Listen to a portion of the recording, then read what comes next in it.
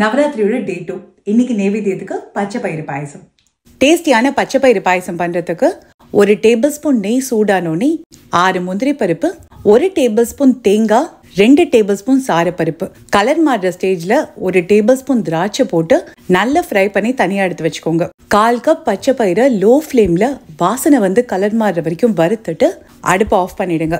இப்ப தண்ணி ஊத்தி ஊற விட்டுட்டு வேக வைக்கலாம், இல்ல சுட தண்ணி ஊத்தி கொதிக்க விட்டு வேக வைக்கலாம். குங்குமப்பூ போட்டு 6 விசிலுக்கு ப்ரெஷர் குக் பண்ணிட்டு 5 மினிட்ஸ்க்கு சிம் பண்ணிக்கோங்க. பச்சை பயிறு நல்லா வெந்திருக்காங்கிறத செக் பண்ணிட்டு 1/2 கப் வெல்லம், 1/2 டீஸ்பூன் ஏலக்காய் தூள் நல்லா மிக்ஸ் பண்ணி 3 நிமிஷத்துக்கு கொதி வந்தோடனே 1/2 கப் பால் ஆட் பண்ணிக்கோங்க. வெள்ளத்துல இம்பியூரிட்டிஸ் இருந்ததுன்னா பால் திரிஞ்சிடும். அதனால டவுட் இருந்ததுன்னா ஃபில்டர் பண்ணிட்டு அதுக்கப்புறம் பால் ஆட் பண்ணிக்கோங்க.